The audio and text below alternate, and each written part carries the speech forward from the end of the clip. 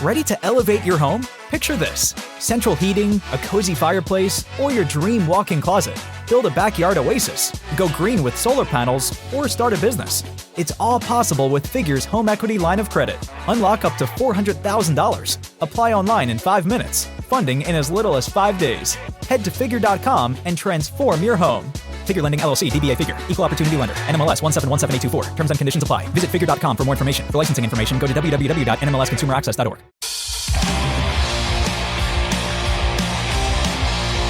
This is Full Change with Tom Laidlaw.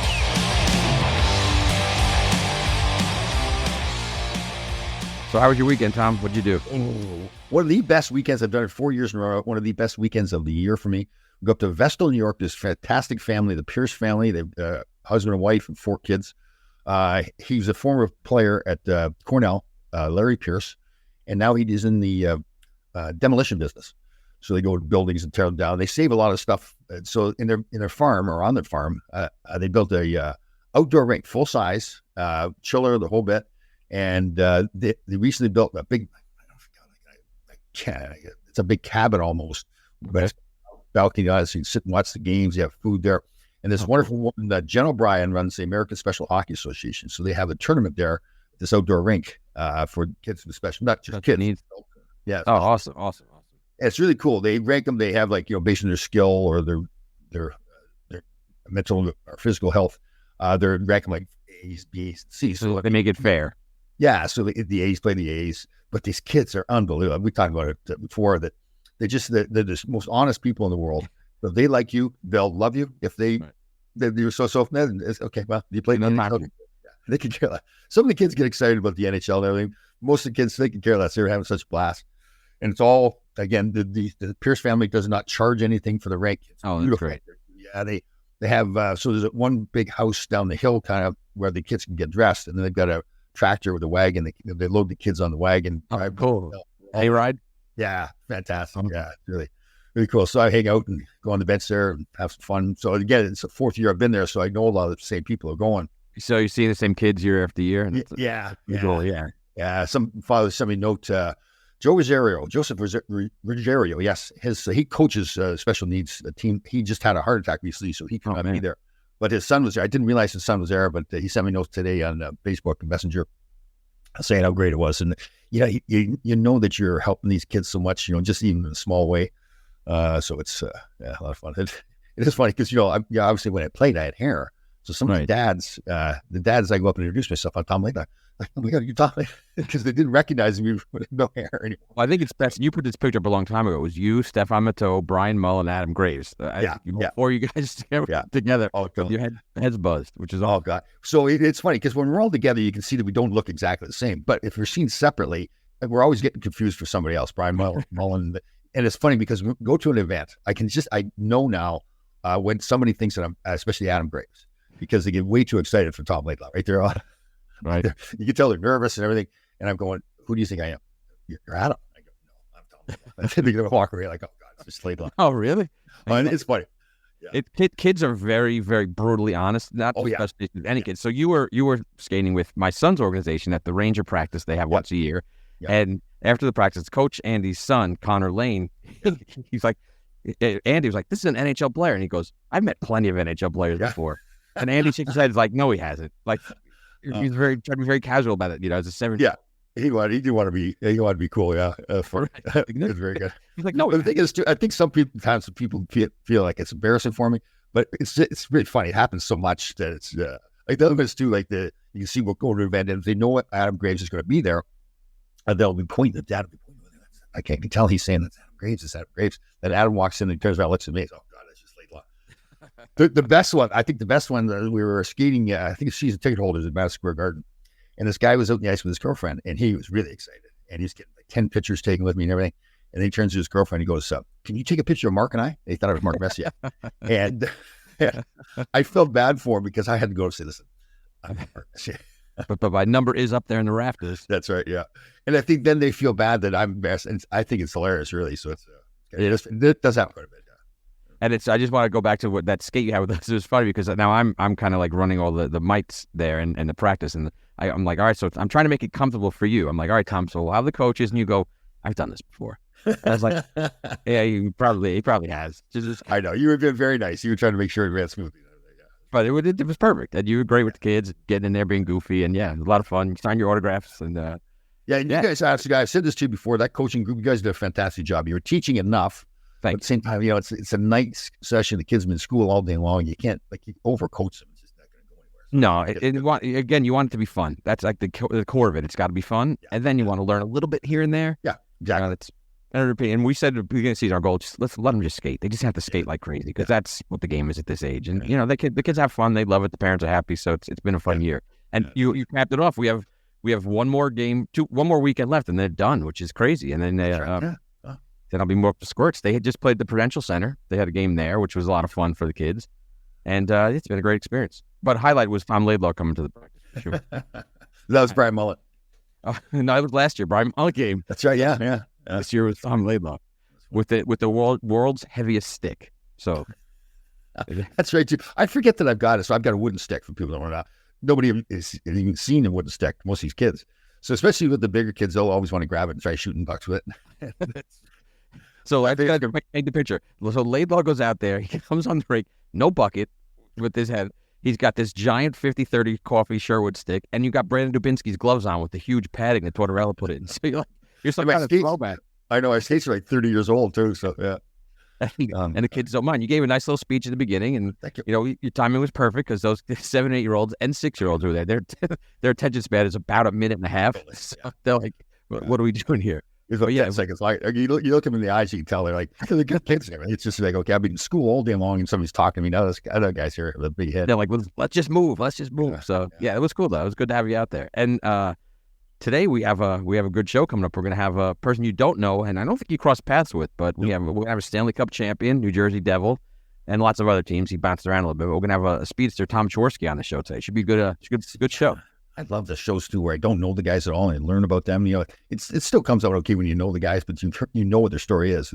Him, I know nothing about him, so it's really cool. So this should be interesting. Wasn't he the first guy to win Mr. Minnesota or Mr. Hockey? Yes, he was. He was the inaugural recipient of the Minnesota, which is, for people who don't know, it's a huge award. It's the best hockey player in Minnesota, best high school hockey player, and that's a different world unto itself. Yeah. Ryan McDonough's won that award. Maybe TJ Oshie's won it. I'm not sure, but it's like a big deal, and he was the first one to get it. So we'll hear a story about that. Very cool. Very cool. Good job. Good get by you there, Mr. Smith. Okay, working hard. Here we go. Keep grinding. Tom Chorske.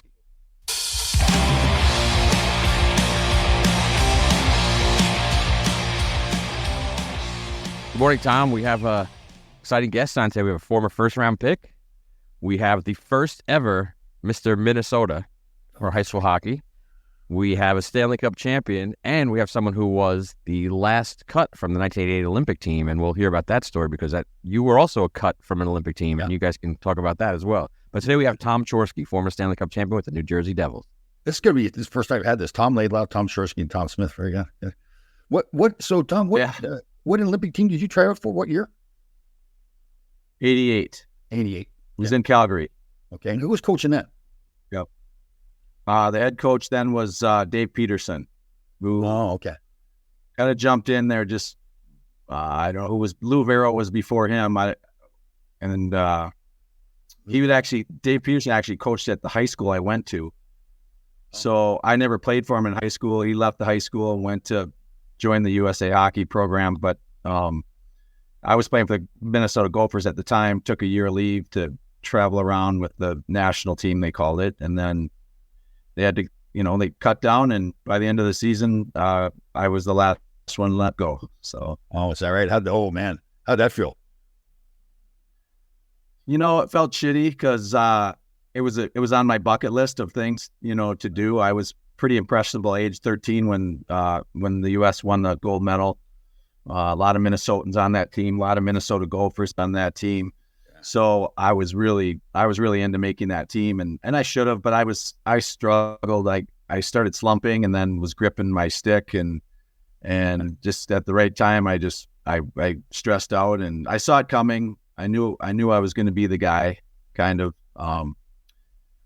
But still, but in the end, it motivated me, and I went back to school for one more year, and despite getting injured, I had a really good season, and then was on my way to Montreal. Wow, and a first-round draft pick from Montreal. How'd that feel, too? Like, you go from Minnesota where hockey's such a big thing, and then you go to Montreal as a first-round draft pick. A little pressure there. Yeah, you nailed that. I didn't even know at the time what I was getting into, per se. I was predicted, I think I was NHL scouting I was like a early second-round pick. And the draft that year was in Montreal. I didn't go to the draft. You know, my weather wasn't a thing at the time. The draft was in Montreal, or maybe my parents, we didn't have tons of money, and it just was like, okay, well, draft is coming up on Saturday. I'll hang around the house. I think I was mowing the lawn at one point, and then the phone rang, and actually Serge Savard was the GM, but a reporter got to me first. I don't know how they had my number, but a reporter called and said, "You've just been picked." I was 16th. They had 2 picks that year. They had one at number 8 and 16, and they took me at 16. So I was shocked that I went that high. And then to Montreal, I knew they were a historic organization, and at the time, and still have the most Stanley Cups, right? So, I was a little taken back, but then when you get there, it's pretty intimidating. I was American, college kid, pretty green. I saw just a couple minutes of you on Suds with Luds. So Ludsy was there. Ah, that's right. Chris Chelios, Guy Carbonneau, Scrudland, Mike McPhee were the veterans. Ryan Walter, and then on the younger side was me and Shane Corson and Mike Keane and Brent Gilchrist and Russ Courtnall, guys like that. So it was fun, but I was on pins and needles the whole time, frankly. Yeah, no kidding. I can imagine anybody going into Montreal, especially being a Minnesota kid too. Now, was Larry Robinson still there? Or is he gone by then? He was gone by then. He was. Okay. I think he was probably in L.A. by then. Yep. Yeah, with me. Yeah, I got to play with him. Screw, that was a big thing for me. I loved him. He was fantastic as a person, as a player. Yeah, he was our assistant in '95 with the Devils when we won the Cup. Oh, okay. Yeah. A good guy, isn't he? He's like a little kid. Like, I mean, not in a good way. He just loves life and is always having fun. Yeah. Yeah. As a legend, as a legendary Hall of Fame guy with an amazing, resume, just kind of down to earth and easygoing and genuine and friendly and kind and all that. Is that true? Yeah. It's I guess you have this different picture. You look at him as an imposing figure. You can do it all out in the ice, but man, he's just a sweetheart. Yeah. I was going to say, when he did drop the gloves, he was pretty fierce. Yeah. Oh, yeah, totally, yeah. What city did you grow up in Minnesota? Minneapolis. Oh, you were? Okay. Yep. We went in to play the Gophers my senior year of college in Northern Michigan. We were ranked number 1 in the country, and we won the CCHA. We had to go in there and play the Gophers. But luckily for us, a lot of those guys that were on the 80 Olympic team were not there. So we ended up winning the game. But if they were all there, we would have some trouble, I think. Well, timing is everything. Yes, it was. Yeah, like Neil Broughton wasn't there. His brother was there. Mike Ramsey was gone. Yeah. The goalie Janisak was pretty good. Yeah. Probably, maybe even Kristoff and McClanahan. Yeah, McClanahan for sure. Yep. Yeah, definitely. Oh my God. Yeah, we just won by 1 goal. It's 4-3, and actually they shot a puck through our net. Steve Weeks was a goaltender, but they didn't get it because they couldn't find the hole in the net. So we won by 1 goal. And that was it. I just wonder who shot the puck. I don't. It's Paul Broughton. I'm pretty sure it's Paul Broughton. It would have been Aaron Broughton. I played with Paul. Okay. Years later, yeah. Okay, yeah. And I was the captain of the team too. And I ran over to the referee and said, "Show me the hole," and they couldn't find the hole. Oh yeah, good stuff. So did you start off being a good player right away? You first started as a kid? Yeah, pretty much. I lived right near a lake that they'd put a warming shack right there, and it was I could probably 100 yards from my house, and I didn't have any brothers and had a younger sister, and my mom would want me out of the house, and I just fell in love with it right away and spent tons and tons of time there. I grew up in Minneapolis where there was a lot of hockey. I started off in like outdoor park board leagues, playing outside at parks, and then I moved indoors, would be traveling hockey when I was a peewee. But the competition wasn't that high in Minneapolis, so I stood out. I was always the best player at my age level playing in inner city hockey, but we had a really thriving hockey, I guess, league and conference in Minneapolis at the high school level, but it wasn't super deep the way it would have been in parts of Canada and things like that. But or the suburbs, maybe even the suburbs of Minneapolis was stronger. So I kind of came out of a weaker competition, which set me back a little bit. When I got to college, I jumped right into the U and WCHA hockey, and I really wasn't ready for that. So I had to set back. My freshman year was tough. I struggled. And then, by my sophomore year, I figured it out. And I got cut my junior year from the Olympic team. So I had all these ups and downs. And I get to Montreal. And again, I was a little intimidated. Pat Burns didn't love me like I said, as an American college kid. But he kind of eventually had to play me because I was a first round draft pick, and I'm sure some pressure on him to keep me in the lineup. But, and then I got traded to New Jersey, and then that's where things really kind of started to take off for me. Got a chance to play a little bit more relaxed, situation. Or anyway, they were giving me a chance, right? They traded for me. Tom McVie was our coach that first year. I don't know if you ever crossed Tommy McVie, but I did not. I heard a lot of stories about him, though. Yeah. Oh man, you would have got a kick out of that guy. Oh yeah, that's cool. Yeah, hilarious coach.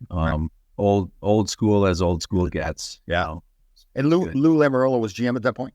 Lou was the GM. Yep. And my second year was Herb Brooks. That was actually a bit of a rough patch for me too. He really challenged me. First day of practice, he comes up to me, and I'm all excited, right? I got Herb Brooks as a coach. I'm from Minnesota. I can skate like the wind, or and I'm ready to do whatever he wants. He wants to go east west. I'll play east west. It's going to be awesome. All the rest of the guys are like east west. I go north south. That's just let me do my job. Yeah. But he skated right up to me, and he looked at me and he said, "I've been watching you my whole life, and you're going to have to play a hell of a lot better if you think you're going to play for me." Oh, and that's the first thing he said to you? Yeah. That's her. Yeah. And he had presented me the Mr. Hockey Award that Tom mentioned here when I was in high school, which was pretty cool, right? That was another. They just invented this award as the best high school hockey player in Minnesota, and I was the first recipient. And they had Wow, that's cool. Wow, that's very which cool. was a pretty cool thing. But yeah, he did one of his Herb Brooks deals on me, and I was like, oh boy, and he challenged me, which was fine.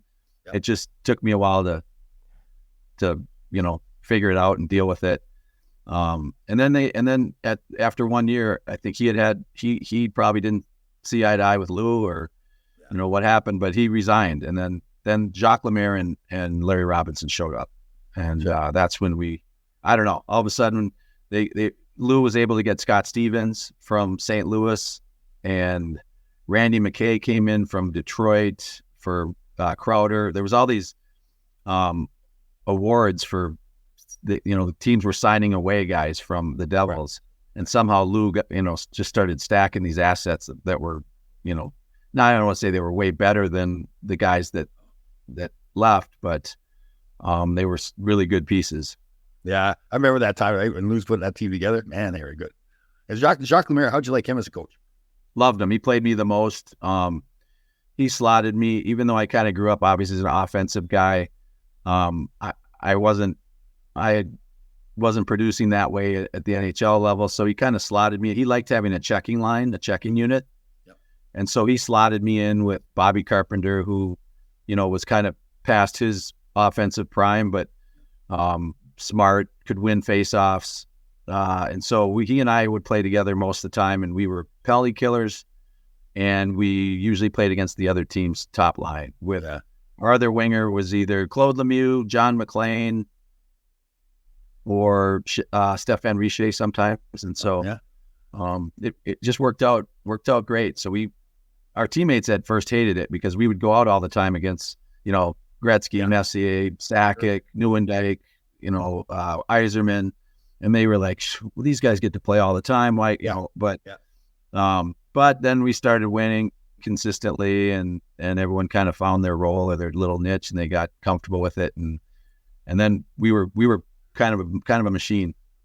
Yeah, no kidding. Yeah, was Marty Brodeur then? He was there. Yep, then, right? Marty had come in. Not right when I got there in 91, 92. I think he came in. Played. I ran into him recently and looked up his stuff, his career. So he came up for a couple games, maybe even when he was in junior. Then he played 1 year in the American League, I think in 92, 93. And then he showed up as a rookie in 93, 94. And we went to the Eastern Conference Finals that year, lost to the Rangers in double overtime. It was Mateau. Oh yeah, that's right. Yeah. Well, let's focus on it because that's like one of the greatest series in New York hockey history. I mean, that was incredible. How was it to be a part of that? You're on the losing end, unfortunately, but fortunately for Ranger fans and for Tom and all of us. But how was it to be a part of that incredible, electric, exciting series? Yeah, it was. I get chills kind of thinking about it, and the NHL Network still plays it as one of the greatest series, and they call it the tunnel series because at the time the Meadowlands, Brendan Byrne Arena is only like 5 or 3 miles or some direct line right to Madison Square Garden.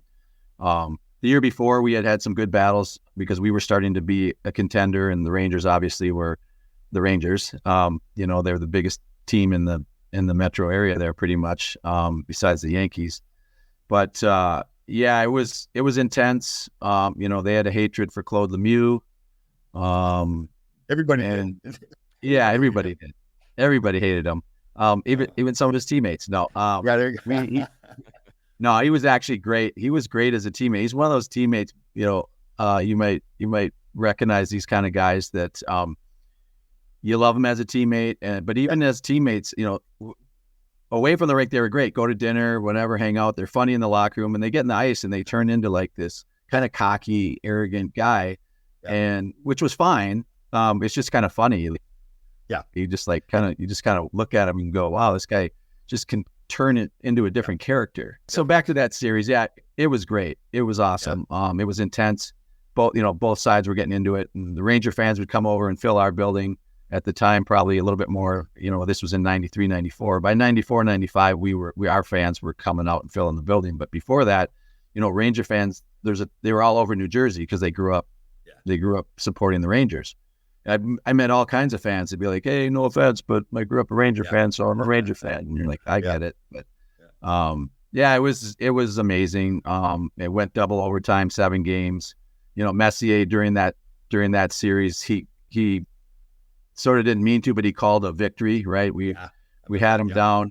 I think we had him down 3-1, and he guaranteed a victory supposedly. And he had a hat trick in that game. It was just one more element to that saga of a series. So Tom, when you guys see that splash all over the New York Post and Daily News, it says "We will win tonight." What are you guys thinking in the locker room at that point? Well, at that point, I think. I don't remember us being like seething or anything. We were like, "Oh, that's interesting. We'll see." I mean, I think we tried to still respect those guys, and Jacques was really pretty good about trying to keep everyone on a level keel because that's kind of how he was. So I don't really remember it being like whiteboard material or chalkboard material, whatever you call that, putting it up and putting a big red circle around it, but. It just kind of, and it was probably on the morning of the game. It was there. And so you're kind of just going about your business. But before you know it, you're in the game. And it was more of a thing. It seems like it was more of a thing after the game that he had predicted it than before. There wasn't too much hype about it before, I don't think. I could be wrong, but that was a long time ago. Yeah, I don't think you guys would have needed anything, right? You had enough of a veteran team there. And besides, there's Mark Messier saying it too, right? So it's almost like, okay. Yeah. I mean, you're not going to you don't just completely call bullshit on him like that. Like he's done it. He's legit. Yeah. Right. And then he goes and scores a hat trick too, right? All the times do it. Yeah. So what was an empty netter though? So come on. There you go. You're right. Yeah. And then the next year they used that motivation, like you mentioned earlier, from getting cut. Next year you guys ran through the playoffs and you ran through the Red Wings. You swept them and won the Stanley Cup, which was pretty awesome. Yeah, that's it was the lockout year, so it was a little bit shortened.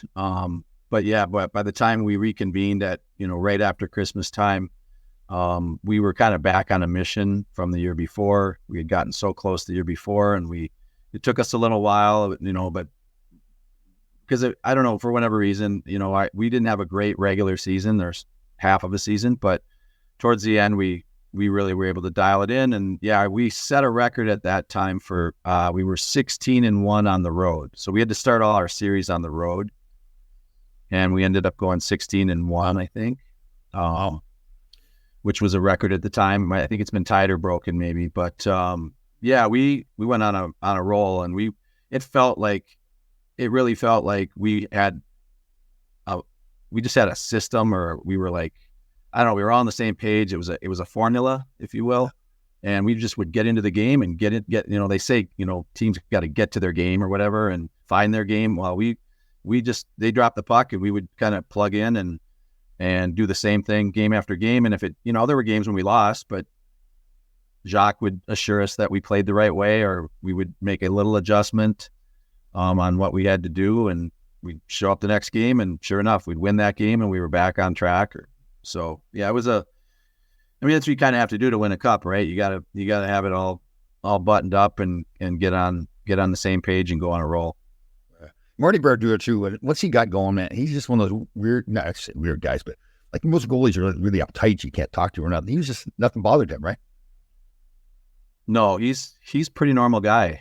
Yeah. I played with Patrick Watt in Montreal too, and he wasn't super quirky, but more quirky than Marty. Yeah. A little bit more of a unique personality. Marty was kind of just a really normal personality, but yeah, man, what a goalie he was, and he kind of created his own style of play. He wasn't just a butterfly goalie. It was before butterfly goalies really existed, but actually we're old enough to remember when goalies just were stand-up goalies, and you could just shoot it past their feet, and they would go in, and they were like, "Oh, good shot," But Marty had this thing where he would kind of morph one pad under the other, but folding them in, and he would go paddle down, and he'd get his catching glove and elbow up, and if you're coming from an angle, he just closed all the openings.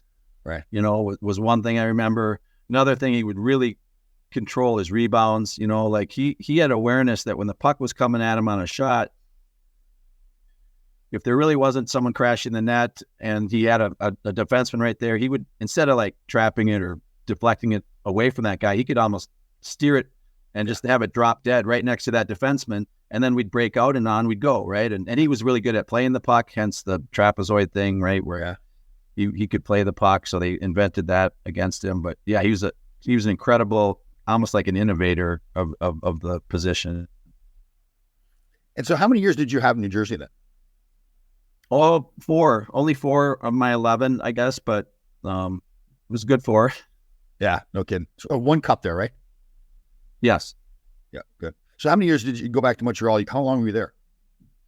Montreal, my first year, I made the team out of camp, and then there were some injuries though, and I really wasn't playing much, and I'm sure the thought process was that I needed some seasoning in the minors, so I played like 15 games in Montreal, a month and a half or whatever. And then these injuries came back, and I moved down to the 4th line, wasn't playing much, and it really wasn't a spot for me. So I went down and spent the rest of the year in Sherbrooke and got my American League experiences, which was interesting. And it was good. It was good for me to go through that. And then the next year I was up the whole year. And the following year, I knew I hadn't played much. Didn't feel like Burnsy really wanted me there, so I asked for a trade. And oh, you did? Yeah, they traded me and Riche for. Did you? Yeah. Well, yourself? I don't know if I asked or if I had an agent ask. I don't remember. Right. I think probably my agent asked, and Serge seemed to accommodate it pretty quick, but but they got Kirk Muller from the Devils, so they were happy. And Lou was pissed off at Kirk because I think he was holding out or something. He had a contract holdout, and Lou didn't like anyone who did that. So he made the trade, and it worked out. Then they won a cup with Kirk, and then we won a cup. Like 2 years later. So I don't know. It worked out for everyone. Sure. That is the thing with Lou, right? If you're part of his family and you treat him like family and you're treated like family, then you're great. But if you do something like what Kirk Muller did, holding out, oh yeah, you're like that. Yeah, he did not like that at all. He's loyal. He comes from that background of Providence, Rhode Island. Of you be loyal to me, I'll be loyal to you. But if you cross me, we're gonna have some problems. Yeah. I heard that so many times from people too. The guys he'd had there forever, they work in the organization after he takes care of people. But Yeah, it's lose weight. There's no other way. You do it. Yeah, and his he's pretty good. There's a lot. It's mostly good. All of his sort of his philosophies and theories and what he does, and he's so disciplined in everything he does, and he's consistent. And so hard to argue with, I guess. Yeah, definitely. So when you get traded from Jersey, what happened there? Did you see that trade coming, or from Jersey to Ottawa? Yes. Or yeah. Well, so no, I didn't really see that one coming. We had just won the cup. But, maybe I saw it a little bit. I had a little bit of concerns because I could tell that, we had some young and up and coming players. I was going to be 28, 29. And, we had guys like Rolston and Billy Guerin. Sergei Brelin was a young kid that was showing, pretty nifty little player. And so, it was during training camp. And then I did have a little mouse whisper to me that something was in the works. And so the next day I found out I was headed to Ottawa. It was kind of early in their, tenure. So that was, I went from the, Stanley Cup champions to, I think, the worst team in the league. So it was a bit of a shock, but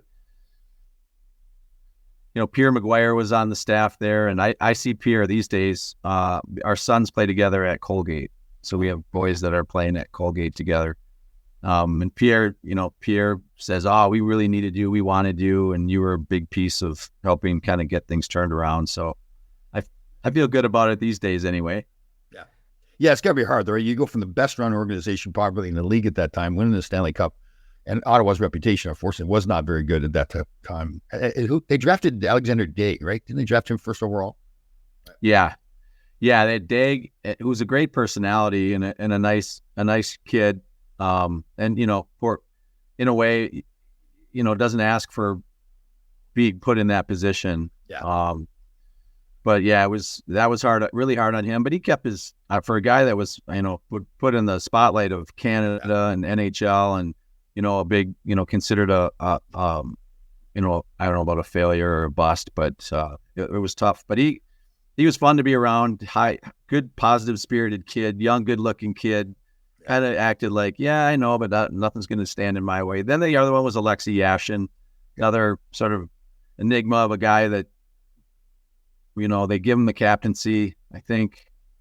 Or no, we had Randy Cunneyworth as our captain there. I'm thinking in New York Islanders. But anyway, a young kid, and no one could get to him and show him how to be a little more humble and the way to do things at that time. Maybe things have changed in the NHL now, but at that time there was just kind of some prices to pay and things like that. And so there was all these different elements that were also working against the organization at that time. And originally that first year we hadn't moved out to Canada yet. We were still downtown in the old, whatever they called that building in downtown, but it was pretty old.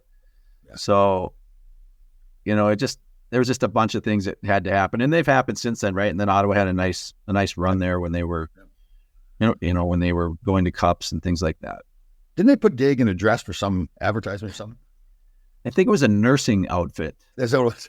I remember. Yeah, which these days probably would be a complete no-no, right? That would be considered completely offensive. Yeah. To put him in one of those nurses' outfits with like the paper hat and he looked, like the stereotypical nurse outfit, for a woman or whatever, a female. And so that didn't help. So you're a TV star. You're on Survivor for a few episodes. But Tom Chorske also was on David Letterman's show with the Stanley Cup, which is pretty cool. Very cool. Nice. Good job. You want to tell us about that? That was cool. You win the cup, and the days following, I think there's a lot of people, right, that are pulling at the team on, hey, do this. Can you come here? Can you do that? And then we got a call like, hey, the Letterman show called and they want to know if you want to go on. And like 6 or 7 of us raised our hand. Some guys weren't interested in doing it, I guess, or I don't know. I raised my hand and they brought us in and, put us in the green room.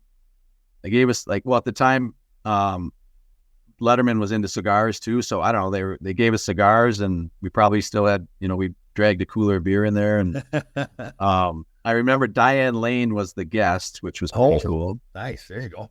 Yeah, Yeah, we were going up to go on the show, and she had just done her segment and was coming down, and so we like crossed paths in the stairway or something. It was like, whoa, hey. Yeah. Did she say hello to you? No, she did not. No, she probably thought, who are these? Who are these? No, she's probably nervous. Who are these Neanderthals? Yeah.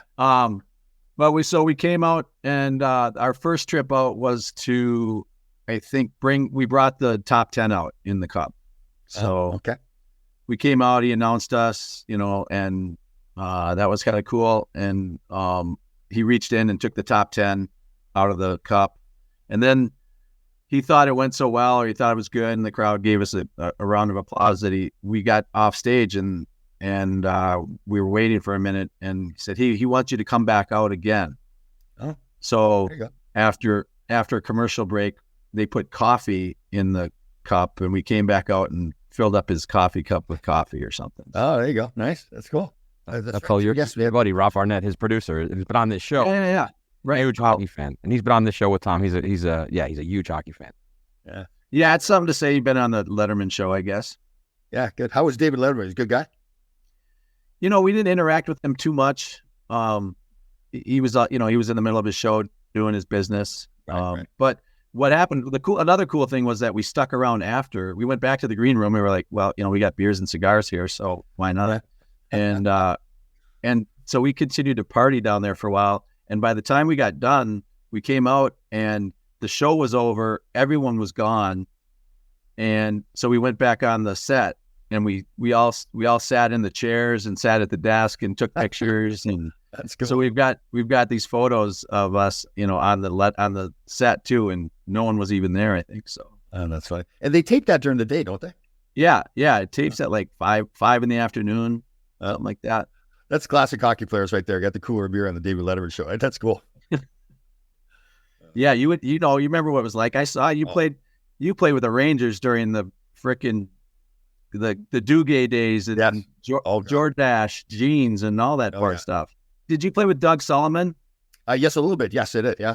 So Doug was the assistant coach when I got there. I think my first year with Robbie Fatorik was another coach. One of my all-time favorite. He's one of my all-time favorite people right there, Robbie Fatorik. Love him.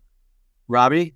Yeah, he was great. He was an assistant for me, and always, positive, pumping my tires, and or at least being positive and encouraging stuff. He did a great job being assistant. Yeah, he was coaching us in LA when Wayne Gretzky got traded there, and those two guys, I admire both those guys, but they are totally opposite each other. Right? Robbie is totally Mr. Discipline, 45-second shifts. You're going to do it this way. And Wayne's out there staying for 3 minutes. They didn't. It's funny. I think they really liked each other, but it was a whole different world. Like Wayne just couldn't survive under that system that Robbie had. And I talked to Robbie about it too, because I played with him in New York, and then he coached out in LA. And he said, Tom, I have to do it my way. I'm going to get fired. Every coach gets fired at some point. You might as well do coach the way you want to coach. That's the way he lived his life too. He's just I think a lot of coaches were that way. They're like, hey, if I'm going to go down, I'm going down playing my way or my guys. Yeah. And I mean, which is understandable, right? As a man, you kind of stick to your convictions. And right. Robbie Fatorik. And then so he was an assistant coach with you in New Jersey? Okay. Yeah. One of the things, so we would have that in common. One of the things Robbie had, which was pretty cool, I wish I would have done it, but he kept a notebook. I don't know if you ever saw it, but he kept notebooks, and every time he played or coached a new player, played with a player or teammate, or coached one, he would have you sign this notebook. Wow. And he must have had, I don't know how many he filled up, 3 or 4 or 5 or whatever, but he's got notebooks with every player that he's ever crossed paths with. I did not know that. He was funny too. Like a lot of coaches think, like Ted Sater, I think, had this thing where he won play in like 4-game segments. So he started the 4-game segment. He said, okay, how many games should we win out of the 4 games? And Robbie would go 4. And every time he'd be 4. The answer's 4. Because Robbie's, we're going to win every game. I'm not going to win just 3 games. I want to win all 4 games. And the coach is trying to go, okay, but let's be realistic. Robbie get that red face going. Nope, 4. That's it. It's just hilarious. High energy, intense. Yeah. It reminds me of a story when Jacques came to New Jersey. Sometimes in your contract you'd have these incentive bonuses, right? So if you scored 20 goals, you got a bonus, or plus minus. All these individual bonuses. And he came in and told Lou to. I don't know if he was able to negate all the individual ones, but what he did was he implemented these team ones that you almost cared more about the team ones than the individual ones because they were worth more. Sure. So he said, all right, from now on, when we win 3 games in a row, everyone gets $500. Oh, and if you win 4 in a row, you get 1,000. It went up 500 increments. You got 1,000 if you got a shutout. Okay. So that year, we got Marty Brodeur in that, and we got into games, and if we had a shutout after 2 periods, we were locking that shit down. Like and the mistake was, though, we told, if you told your wife that you got $1,000 for a shutout, it was, you were going out for steak and lobster that night. But so we went on, like, the first 7 games, I think we had like 3 shutouts, and we won 4 in a row out of the gate, and then we lost 1, then we won, another 2 or 3. Right. And so right out of the gate, we had a nice little bonus check. Good. Did Robbie put that in place? That was Jacques Lemaire. Jacques Lemaire. Okay. Okay. So how many? You had 4 years in New Jersey. You went to Ottawa. How long were you in Ottawa? 2 years there. Then I was, by the end of it, I was, Rick Bowness was there, and then Rick got fired, went to the Islanders, and I became expendable from Ottawa. So Rick grabbed me, and I went to the Islanders for a year with him. And then he got fired there, and Milbury was in charge. And I remember I had a meeting with the coaches, including Milbury, and I must have said something that was offensive or, whatever. He didn't like it. I just said, I think I was a veteran at that point. And I said, here's what I think, needs to happen or whatever. And next day he traded me. He's been the biggest jerk I've ever seen in the National Hockey League, I gotta tell you. Yeah. Thank you. So yeah, and it was just like, it was kind of like that scene in Moneyball or whatever. Like we went on the road, we're in St. Louis. He comes storming in like he sometimes did. And I was sitting there near his office, and he goes, hey, Chorske, come here, and whatever. I walk in his office. We're getting ready for a morning skate. He's like, I just traded you to the Capitals. He said, he goes, I don't know when you played for Ron Wilson, but he wants you. So you're on your way to Washington. So I went to Washington. I had, when I was in the agent business, I had Brian Berard as client there. And, Brian has been a first. Yeah, Brian was there. Brian was there when I was there. Yep. So you went to Washington. How long were you in Washington? Yeah, he was only 1 year. And I ended up having, he dismantled that Islanders team pretty well over the years.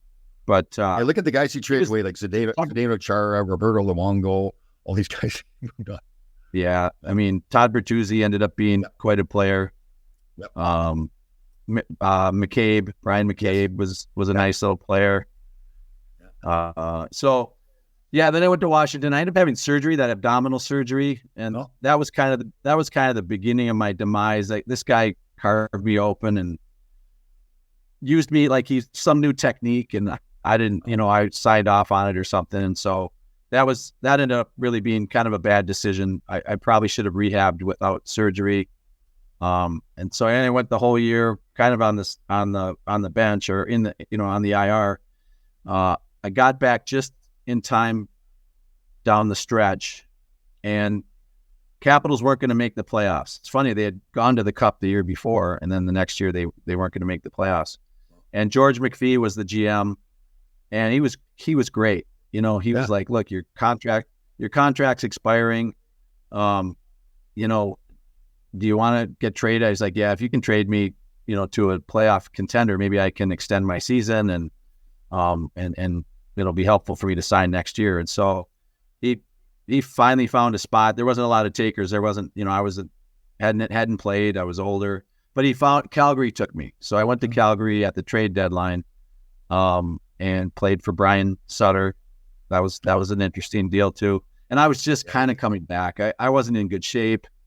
I was a struggle too, but, so that wasn't a very successful stop, but, still a stop on my career. And then the last year Pittsburgh signed me, in 99, 2000. And, ironically or coincidentally, Herb Brooks became the coach after they fired Kevin Constantine, and Herb came in, and, opposite of what he said to me years before in New Jersey. He said, "You haven't been given a good enough chance. I'm going to give you a chance." This is years. This is years and years later, 7 years later, I got a cup. I played, probably 575 games or something. And so he gave me a little chance. Then I got injured. And then I got to tell you a story. So then my dad got cancer. They gave him 3 to 6 months. And I was injured in Pittsburgh. And I just thought, my career is winding down and my mom could use a little support with, so I went back to spend the rest of the season. There was probably 2 months left in the season. I went back. My dad ended up passing. He had pancreatic cancer. He passed away in 3 months, almost to the day. And I remember I was given the eulogy, and it was like 3 or 4 days after the season had ended. And I looked out, and Herb Brooks was at the church, which was pretty cool. Yeah, it was really cool. They had lost out in the playoffs, and he was already back in Minnesota, and he made it a point to come to my dad's funeral. So that was pretty cool. That is the thing about Herb. And there's a lot of coaches like that. They can be jerks, and sometimes it's stuff they say to you, but deep down inside, they're good people. Yeah. Yeah. I've told this story many times, so Tom's going to give me a hard time here. But when I had Herb my first year, or my second year in New York, and this is his first year coaching the NHL, and he has this big meeting, the day before our first game, and he's saying, Barry Beck, here's your job. Ron Breshner, here's your job. Similarly to you, he goes to me at the end of the thing, he goes, Laidlaw, if you get the puck, give it to somebody else. You're not supposed to have it. So, and the guy's been dying laughing too. And I had a pretty good rookie year. I had like 6 goals, 23 assists. So I'm thinking I'm going to be this 2-way defenseman and everything. And Herb says that to me. And I was like, yeah. If I can tell this story, because I tell it's one of my best stories. It's kind of one of my go-tos, and I'm not trying to one up yet.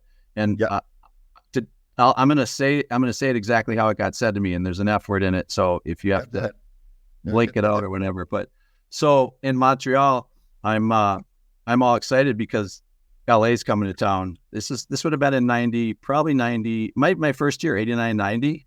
I don't know. You might even battle as a team. Yeah, I was there. Yeah. So you guys are coming to town, and I'm thinking I get to play against Gretzky, right? Like this is something I've kind of probably dreamed about as a kid. And I'm all excited, and it's day of, and we're going through the morning skate, and I can remember just thinking like, I wasn't like completely in awe, but I was like, it's going to be cool. I'm going to step on the ice with Gretzky tonight and stuff. So Burnsy waves me over, and he goes, so obviously tonight playing against Gretz, we got to be on our game.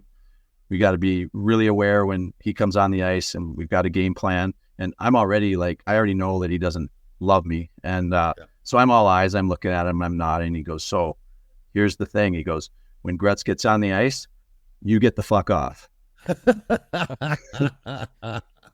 Oh, that's good. It's great for your confidence, isn't it, when the coach says something? Oh, yeah.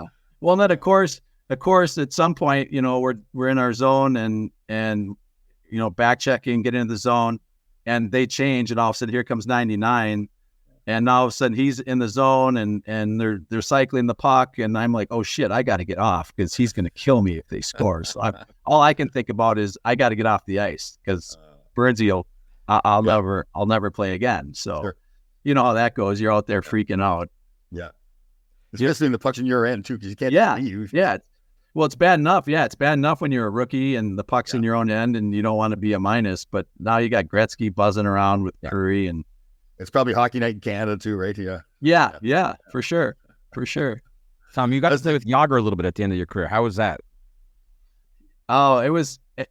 I was playing with another guy named Steve Leach. We were both kind of at the end of our, careers. We were sitting on the bench a lot, so we called it fantasy camp. We got to cheer him on. We were like 2 old guys that got to put on the sweater and sit on the bench with Yager, and but he was a super nice guy. I think he was going through a phase where he was upset and disappointed because all the guys that he had been surrounded by weren't there anymore, right? Like Lemieux wasn't playing, Take wasn't there, Stevens wasn't there, Francis wasn't there, and so he kind of missed. He missed those days, I think. So he was a little disgruntled, but I will say it was amazing.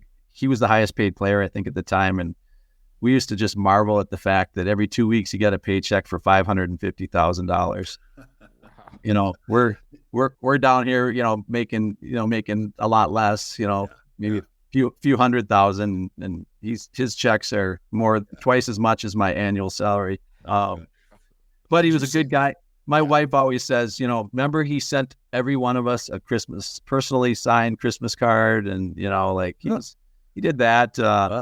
But it's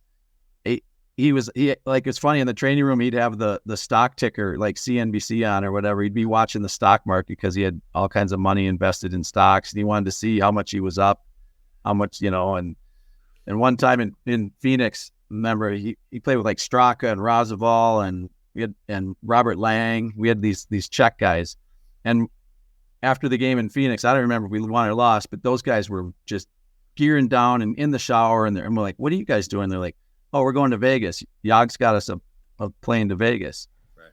And because we were staying overnight, and we were going to fly out in the morning to go to LA or wherever we were, maybe going home. But I think we were on the road, so we were going up to Vancouver or something. But those guys jumped on, like, one of the casinos sent a jet for them, and they jumped on a plane, went to Vegas all night, and then they came back in the morning and had a morning skate and got on. And then they slept all afternoon or whatever. Did you see the video of him recently? He's getting his number inducted. He's getting a young girlfriend there. The girlfriend. Yeah, and he says hilarious. To the crowd. Yeah. What did he say again? What was that?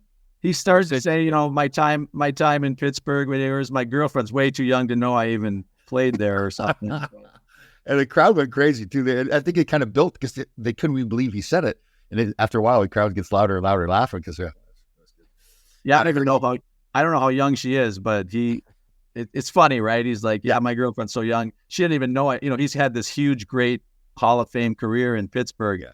And he's joking that his girlfriend has no idea. The way he said it too is classic stuff. Yeah, she looked like she was maybe like 25, 30 at tops or something.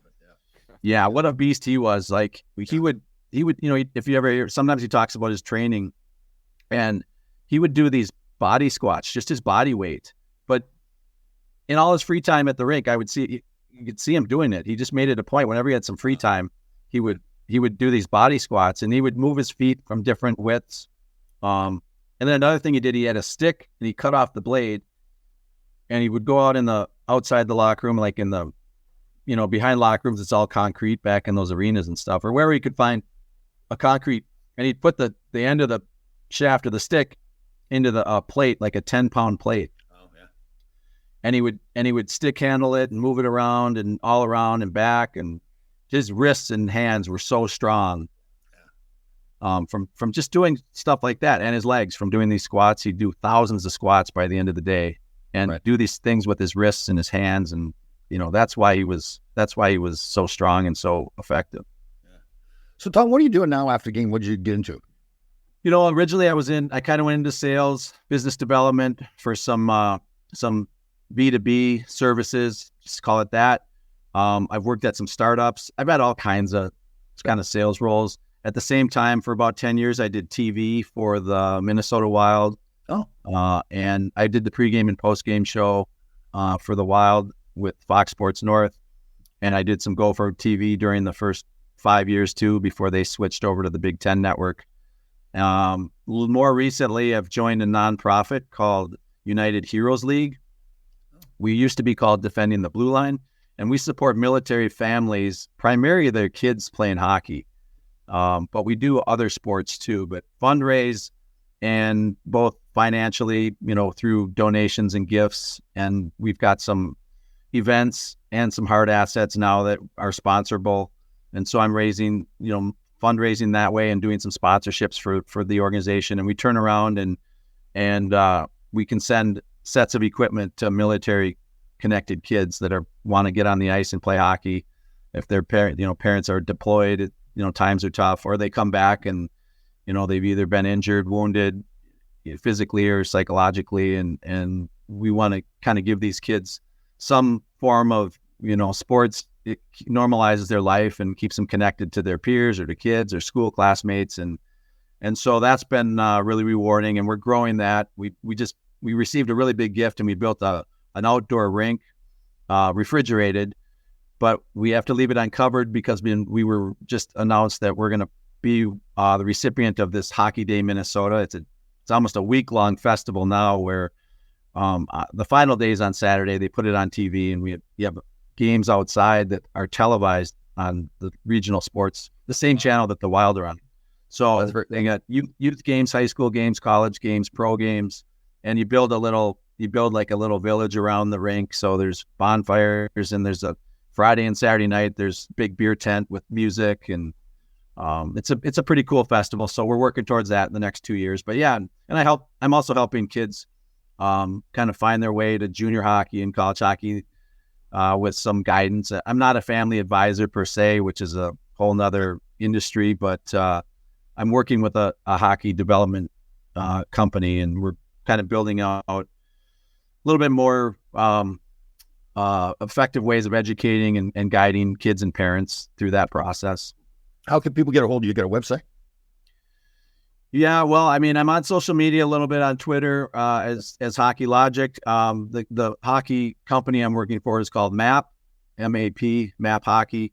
And probably the more important organization is United Heroes League. If anyone wanted to support these military family kids, that would be great. Perfect. United Heroes, is that what it's called again? United Heroes League. Yep. I'm going to after we get done here, I'll get in touch with you. So there's a couple other organizations that I work with that are doing similar things. So I'll hook you up, see if there's some synergy there. That sounds good. That's great giving back, right? I mean, I'm sure a lot of people helped you when you were coming up, and now you have the opportunity to give back to others. So that's very cool. Good job. Yeah. And you know what? Like not just the hockey community, because like we've got this, we call them pro ambassadors. We got 10, 30, 40 NHL players that are happy to jump on board, come in. We've got a summer golf event here in Minnesota that I think we get 2 foursomes on every hole. I mean, it oversubscribes, and each group gets a NHL player pretty much with them. And if it's not an NHL player, it's easy to get NFL guys, MLB guys. So it's well supported by all the pro athletes. They're happy to get behind, supporting military kids playing sports. Very cool. Very cool. Well, Tom, great to meet you. We really never have met before. And thank you very much for coming on the show. You've had a very interesting career in life so far. You're doing a lot of great stuff. Yeah, it's been fun. Thank you for having me. I'm kind of watching you. I see your stuff pop up on my social media too. Cool. So good stuff. Tom, thanks for the invitation. All right, guys. Nice both Toms. Thanks for coming on.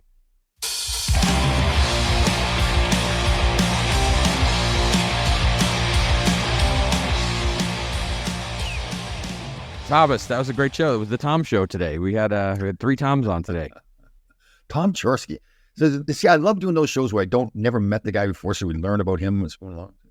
Yeah, and it's great that you don't do any research, because then it's fresh, and you can just learn as we go. It's your journey of discovery. I'll do the research and tee some up for you, and then you can go from there. And you learned quite a bit today, as I saw. Yeah, good guy. Yeah, I didn't hear. I don't know. Is there somebody in the studio? Because I hear a voice. No. The battery show. I see you looking away. What's going on there? I'm looking around. There's nobody in the studio. Oh, really? Because you keep looking to your left, I guess. So, somebody in my chair today? No, nobody's in the chair. Okay. No, there's nobody here. Okay. Oh, there he goes. Just I'm looking around to make sure there's nobody there. Well, please tell that young lady to come say hello. She's not here.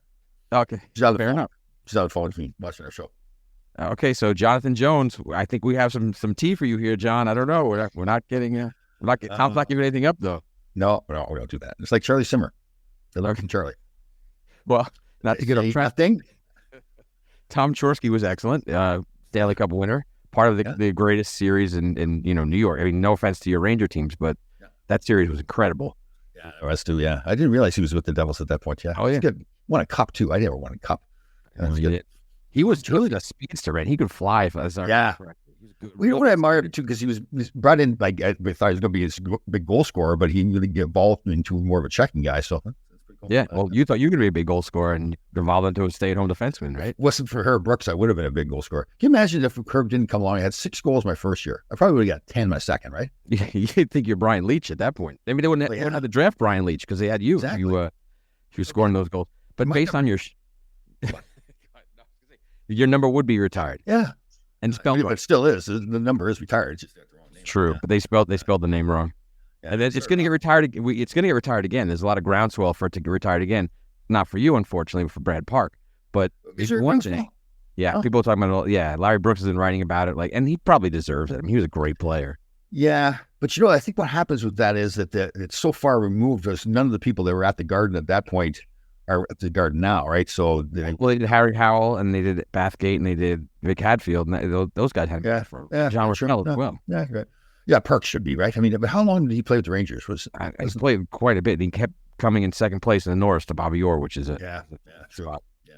But think about it. Let's just talk about this real quick. So current Rangers, the next one, they retired Lundqvist's number. Was it last year or 2 years ago? Yeah. So who's going to get retired from this current team? What do you think? Oh man, that's a good. Kreider's got to get his number retired. I agree 100%. Absolutely. He's especially if they win a cup too. I think definitely. Yeah. But even if he's about to score his 300th goal with the Rangers, he'll probably pass Raj Gilbert for the all-time leading goal scorer before it signs up. So he should be retired. And he's been been a Ranger for 15 years. And really a classy guy too, right? Really handles himself well in public and all that. So that's a good question. Would Trouba get up there? I guess he's got. No, I don't think so. I don't think. But Mika might. Panarin might. Fox if he. Fox might. Shesterkin may as well. Who knows? Yeah. And as a Ranger fan, what's good is that Lafreniere is starting to play really well. Yeah. And isn't Kakko's probably a little bit better too, right? Scored some goal. Kakko's thing is, I think he's going to be a really good third line winger. Yeah. He's just not going to be a goal scorer, but those are important players. But is he a good enough checker? His defensive metrics are really good, and the record with him in lineup is way better than with him with him out of the lineup. Metrics. I know. Look at that. I'm like getting all nerdy as I'm a coach now. I'm an invigorated youth hockey coach. When I played, we didn't know what a metric was, I don't think. Yeah, well, some of that stuff. Hold on. I think your friend has something to say. Did your friend want to come on? No. I'll turn down the volume. Okay. Oh, wait. Are you FaceTiming someone? I'm not FaceTiming. No. Don't worry. Wait, so we're in the studio? No, nobody's in the studio. You're out. Somebody's listening to our show. What the hell is going on? Don't worry, you can turn down the volume. Yeah. Did we have a special guest sitting in on the show? Yeah, you know how some people come along and they shadow somebody so they can learn from them. Yes, so I do that. So who's this person? Let's bring him on. No, or her? No, she's shy. Okay. Oh, it is okay. So Jonathan Jones, there you go. Tom has a female friend shadowing him today. Look at you on the hot seat. You said you were pink. You're getting a little red right now, Thomas. No, it's the sun I got there. I was up in Basel, New York. Basel? Is it Basel? So yeah, we got a little off track there, Tom. But Tom Chorske was a great guest. It was a good show. People are gonna love that one. Really good. Yes, man. He's a cool dude. The stuff he's done. You know what I like too is that he started off as a goal scorer. It didn't turn out that that's really what he was, but he adapted his game. I think coaches helped him too, but became that really good defensive player too. So I admire players when they do that. Yeah, good job. Yeah, great episode.